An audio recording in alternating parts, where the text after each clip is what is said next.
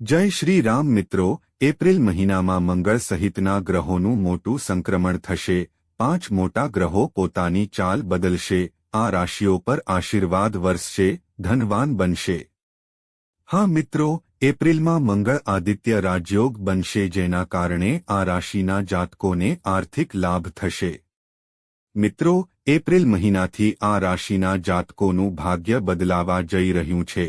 તો ચાલો મિત્રો, એ ભાગ્યશાળી અને ભાગ્યશાળી રાશિઓ કોણ છે જેમનું જીવન ખરેખર એપ્રિલ મહિનાથી બદલાઈ જશે?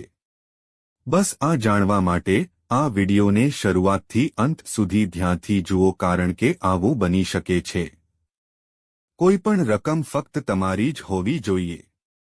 મિત્રો, એપ્રિલ મહિનો જ્યોતિષની દૃષ્ટિએ ખૂબ જ મહત્વપૂર્ણ રહેવાનો છે। આ સમયગાળા દરમિયાન 5 મુખ્ય ગ્રહોની રાશિચક્ર બદલાશે, જેના કારણે ઘણા પ્રભાવશાળી રાજયોગ બનશે, જે આ 4 રાશિઓ માટે ભાગ્યશાળી સાબિત થઈ શકે છે। શાસ્ત્રોમાં ગ્રહો, નક્ષત્ર અને કુંડળીનું ઘણું મહત્વ છે। વૈદિક જ્યોતિષ શાસ્ત્ર અનુસાર દરેક ગ્રહ ચોક્કસ સમયના અંતરાલ પછી પોતાની રાશિ બદલી નાખે છે। માર્ચની જેમ એપ્રિલ મહિનામાં પણ ગ્રહોનું મોટું સંક્રમણ થવાનું છે। આવતા મહિને મંગળ ગ્રહોનો અધિપતિ છે, સૂર્ય ગ્રહોનો રાજા છે, બુધ ગ્રહોનો રાજકુમાર છે અને ચંદ્ર મનનો કારક છે। બદલાશે। આ સિવાય માયાવી ગ્રહ કેતુ 20 એપ્રિલે મઘ નક્ષત્રમાં પ્રવેશ કરશે અને દેવગુરુ ગુરુ 20 એપ્રિલે પુનર્વસુ નક્ષત્રમાં પ્રવેશ કરશે। આ સમય દરમિયાન બુધના સંયોગથી સૂર્ય બુધાદિત્ય બનશે, શુક્ર સૂર્યના સંયોગથી શુક્રદિત્ય બનશે, મંગળ સૂર્ય સાથે સંયોગથી મંગળાદિત્ય બનશે। શુક્ર માલવ્ય રાજયોગ પણ બનાવશે। ચાલો જાણીએ કઈ રાશિ માટે ગ્રહોનું સંક્રમણ અને રાજયોગ ભાગ્યશાળી સાબિત થઈ શકે છે। કેલેન્ડર મુજબ મંગળ 2 એપ્રિલ ગુરુવારે મીન રાશિમાં પ્રવેશ કરશે। આ મહત્વપૂર્ણ સંક્રમણ બપોરે 3:37 વાગ્યે થશે। જ્યોતિષમાં ગ્રહોની ગતિવિધિઓ એક વિશેષ સ્થાન છે અને મંગળનું આ સંક્રમણ ઘણી રાશિઓને અસર કરી શકે છે। નંબર 1, મીન રાશિમાં સૂર્યની હાજરી આ ગોચરને વધુ ખાસ બનાવે છે। મંગળ અને સૂર્ય બંને અગ્નિ તત્વના ગ્રહો છે। જ્યારે તેઓ એક જ રાશિમાં ભેગા થાય છે, ત્યારે મંગળ આદિત્ય રાજયોગ રચાય છે। આ યોગ આત્મવિશ્વાસ, શક્તિ અને નેતૃત્વના ગુણોમાં વધારો કરનાર માનવામાં આવે છે। પરિણામે કેટલીક રાશિઓને કારકિર્દીમાં પ્રગતિ મળી શકે છે, આર્થિક લાભ અને સમાજમાં સમૃદ્ધિમાં વધારો થવાની સંભાવના છે। તો ચાલો જાણીએ આ કઈ કઈ રાશિઓ છે। તો મિત્રો, વિડિયો શરૂ થાય છે તે કરો તે પહેલા માતા લક્ષ્મીના સાચા ભક્તોએ ચેનલનો વિડિયો અવશ્ય લાઇક કરવો જોઈએ। કૃપા કરીને કોમેન્ટ બોક્સમાં જય શ્રી રામ લખો, જેથી તમે માતા લક્ષ્મીની કૃપા મેળવી શકો। તો ચાલો વાત કરીએ એ ભાગ્યશાળી રાશિઓ વિશે જેમને દેવી લક્ષ્મીની કૃપા મળવાની છે। તમને માત્ર અપાર સુખ જ મળવાનું છે। ચાલો શરૂ કરીએ। પ્રથમ રાશિચક્ર મેષ છે। તે તકોનો સુવર્ણ સમયગાળો છે। જો તમારી રાશિ મેષ છે, તો આ સમય તમારા માટે સુવર્ણ અધ્યાયની શરૂઆત જેવો લાગી શકે છે। આના જેવો દેખાય છે એવું લાગે છે કે નસીબ અચાનક તમારી તરફેણમાં આવી ગયું છે। અને સાચું કહું તો આવું થવું સંપૂર્ણપણે શક્ય છે। સૌપ્રથમ આપણે અણધાર્યા નાણાકીય લાભ વિશે વાત કરીએ। તમે ક્યારે વિચાર્યું પણ નહીં હોય કે અચાનક ક્યાંકથી પૈસા આવી જશે, પરંતુ આ સમયે આવી પરિસ્થિતિઓ ઊભી થઈ શકે છે। આ પૈસા કેટલાક જૂના રોકાણમાંથી આવી શકે છે, ક્યાંક અટવાયેલી કોઈપણ રકમ પુનઃપ્રાપ્ત થઈ શકે છે અથવા તપાસ વિનાનું બોનસ પણ પ્રાપ્ત થઈ શકે છે। તેથી આ સમયે તમારા નાણાકીય નિર્ણયો સમજદારીપૂર્વક લેવા ખૂબ જ મહત્વપૂર્ણ રહેશે। હવે જો તમે કામ અથવા વ્યવસાય સાથે સંકળાયેલા હોવ તો મુસાફરીની સંભાવના છે। આ પ્રવાસો તે માત્ર ફરવા માટે નહીં પરંતુ તમારી કારકિર્દીને નવી દિશા આપી શકે છે. તમારે કોઈ નવા ક્લાયન્ટને મળવું પડશે અથવા કોઈ પ્રોજેક્ટના સંબંધમાં બહાર જવું પડશે. ખાસ વાત એ છે કે આ યાત્રાઓ તમારા માટે ફાયદાકારક સોદો સાબિત થશે. આ સમગ્ર સમય દરમિયાન એક વસ્તુ જે તમારી સાથે સૌથી વધુ રહેશે તે છે નસીબ. ઘણી વખત એવું બને છે કે આપણે સખત મહેનત કરીએ છીએ પરંતુ સરખું પરિણામ નથી મળતું, પરંતુ હવે સંજોગો બદલાઈ શકે છે. તમે ગમે તેટલો પ્રયાસ કરશો, સફળતા મળવાની શક્યતાઓ ખૂબ જ વધી જશે. ચાલો હવે વાત કરીએ તમારા અંગત જીવનના છે. એવું લાગે છે કે તમારા જીવનમાં ખુશીઓ દસ્તક આપી રહી છે. પરિવારમાં કોઈ શુભ કાર્ય થઈ શકે છે. સંબંધોમાં મધુરતા વધી શકે છે અને મન પણ હળવું અને પ્રસન્ન રહેશે. તમારી આવકમાં વધારો થવાના પ્રબળ સંકેતો પણ છે. માત્ર એક સ્ત્રોત પર આધાર રાખવાને બદલે તમારે નવા શોધવાની જરૂર છે. આવકના નવા સ્ત્રોત મળવાની સંભાવના છે. તમે સાઇડ બિઝનેસ શરૂ કરી શકો છો અથવા રોકાણમાંથી નફો મેળવવાનું શરૂ કરી શકો છો. પરંતુ તેની સાથે એક મહત્વની સલાહ એ છે કે જેટલી ઝડપથી આવક વધે છે તેટલી ઝડપથી ખર્ચ પણ વધી શકે છે. તેથી બજેટિંગ અને નાણાકીય આયોજન કરવું ખૂબ જ મહત્વપૂર્ણ રહેશે. જો તમારું કોઈ કામ લાંબા સમયથી પેન્ડિંગ છે, તો હવે તેને પૂર્ણ કરવાનો સમય આવી શકે છે. કોઈ પણ સરકારી કામ હોય, કોઈ અંગત પ્રોજેક્ટ હોય કે કોઈ નાણાકીય સોદો હોય, બધું હવે આગળ વધશે. નોકરિયાત લોકો માટે આ સમય ખાસ કરીને સારો છે. તમને પ્રમોશન અથવા નવી જવાબદારી મળી શકે છે. શરૂઆતમાં આ જવાબદારી થોડી ભારે લાગી શકે છે. પરંતુ આ ભવિષ્યમાં તમારી કારકિર્દીને નવી ઊંચાઈઓ આપશે. સમાજમાં તમારી પ્રતિષ્ઠા પણ વધશે. લોકો તમારા કામના વખાણ કરશે. તમારી વાતને મહત્વ આપવામાં આવશે અને તમારી ઓળખ મજબૂત થશે. નંબર 2. મેષ રાશિના જાતકો. તમને જણાવી દઈએ કે ભગવાન શ્રી રામની વિશેષ કૃપા તમારા પર છે.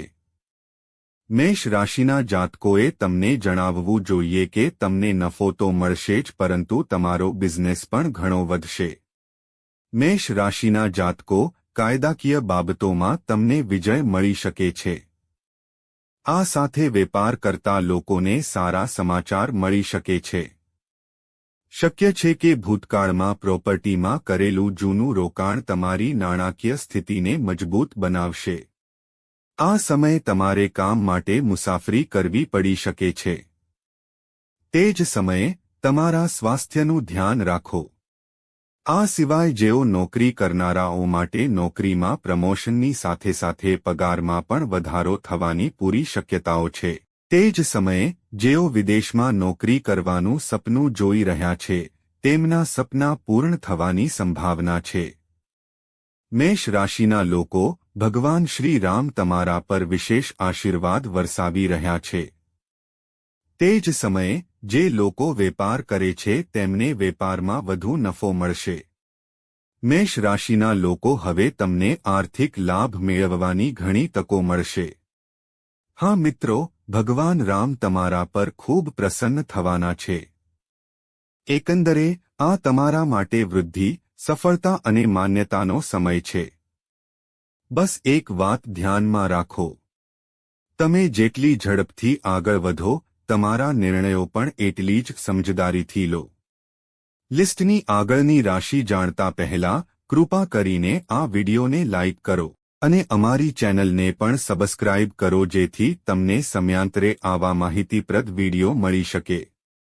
નંબર 3. વૃષભ રાશિના જાતકો માટે આ સમય સંતુલન અને વૃદ્ધિનું સુંદર મિશ્રણ લઈને આવી રહ્યો છે, જ્યાં એક તરફ તમારી આર્થિક સ્થિતિ મજબૂત થશે તો બીજી તરફ તમારા વ્યક્તિત્વમાં એક અલગ જ ચમક પણ જોવા મળશે. સૌથી પહેલા તમારા વ્યક્તિત્વ વિશે વાત કરીએ. આ સમયે તમે પહેલા કરતાં વધુ આત્મવિશ્વાસ અનુભવશો. તમારી વાતચીત કૌશલ્યમાં સુધારો થશે અને લોકો તમારા શબ્દોથી પ્રભાવિત થશે. આ પરિવર્તન ધીમે ધીમે આવશે, પરંતુ તેની અસર ઘણી ઊંડી હશે. હવે આર્થિક સ્થિતિ પર આવીએ છીએ. આ સમય તમારા માટે આર્થિક રીતે ઘણો મજબૂત સાબિત થઈ શકે છે. જો તમારું કોઈ ધન ક્યાંક લાંબા સમયથી અટવાયેલું છે, તો તે પાછું મળવાની સંભાવના છે. આનાથી તમે ઘણી રાહત અનુભવશો. નોકરી કરતા લોકો માટે પણ આ સમય સારો છે. તમને પ્રમોશન અને પગાર મળી શકે છે. તમારી મહેનતને ઓળખવામાં આવશે અને તમને આગળ વધવાની તકો મળશે. આ સિવાય તમારા જીવનમાં ભૌતિક સુખસુવિધાઓ પણ વધી શકે છે. કદાચ તમે નવું ઘર ખરીદો, કાર ખરીદો અથવા તમારી જીવનશૈલીમાં સુધારો કરો. પરંતુ અહીં પણ આ જ સલાહનો ઉપયોગ કરો, પરંતુ ધ્યાનથી વિચારો. જો તમે અપરિણિત છો તો આ સમય તમારા માટે ખાસ હોઈ શકે છે. લગ્નના પ્રસ્તાવો આવી શકે છે અને યોગ્ય જીવનસાથી મળવાની સંભાવના છે. સ્વાસ્થ્યની વાત કરીએ તો તેમાં પણ સુધારો જોવા મળશે. જો તમે કોઈ સમસ્યા સાથે સંઘર્ષ કરી રહ્યા હતા જેથી હવે તમને રાહત મળી શકે છે. સંતાન તરફથી પણ તમને કોઈ સારા સમાચાર મળી શકે છે, જેમ કે તેમના અભ્યાસમાં સફળતા કે કોઈ સિદ્ધિ. આ સિવાય તમારું મન ધાર્મિક અને આધ્યાત્મિક પ્રવૃત્તિઓ તરફ પણ આકર્ષિત થઈ શકે છે. તમે તીર્થયાત્રા પર જઈ શકો છો અથવા ધ્યાન અને યોગમાં રસ લઈ શકો છો. તેનાથી તમને માનસિક શાંતિ મળશે. નંબર 4. કર્ક રાશિના જાતકો માટે આ સમય ઘણી નવી તકો લઈને આવી શકે છે. જો તમે લાંબા સમયથી વિરામની રાહ જોઈ રહ્યા છો, તેથી હવે તે સમય આવી શકે છે. પ્રથમ વસ્તુ ચાલો કારકિર્દી માટે કરીએ. નોકરી કરતા લોકો માટે પ્રમોશનની પ્રબળ તકો છે. તમારી મહેનત ફળશે અને તમને તે ઓળખ મળશે જે તમે લાયક છો. આ સમયે તમે ધાર્મિક અને આધ્યાત્મિક પ્રવૃત્તિઓ તરફ ઝુકાવ કરી શકો છો. તેનાથી તમારું માનસિક સંતુલન સુધરશે અને તમને આંતરિક શાંતિ મળશે. સ્વાસ્થ્યની વાત કરીએ તો તમારું સ્વાસ્થ્ય એકંદરે સારું રહેશે. તમે ઉર્જાવાન અને સકારાત્મક અનુભવ કરશો. જો તમે કોઈપણ સ્પર્ધાત્મક પરીક્ષાની તૈયારી કરી રહ્યા છો તો આ સમય તમારા માટે ખૂબ જ અનુકૂળ છે. તમારી મહેનતનું સારું પરિણામ મળી શકે છે. ભૌતિક સુખસુવિધાઓ વધવાની શક્યતાઓ પણ છે. તમારા જીવનધોરણને સુધારવા માટે તમે કેટલાક મોટા નિર્ણયો લઈ શકો છો. વેપારી માટે આ સમય ઘણો સારો છે. તમને નવા સોદા અને લાભ મળવાની સંભાવના છે. કોઈ મોટો કરાર અથવા ભાગીદારી પણ થઈ શકે છે. જો તમારું કોઈ કામ લાંબા સમયથી પેન્ડિંગ છે તો તે હવે પૂરું થઈ શકે છે. તેનાથી તમને ઘણી રાહત મળશે.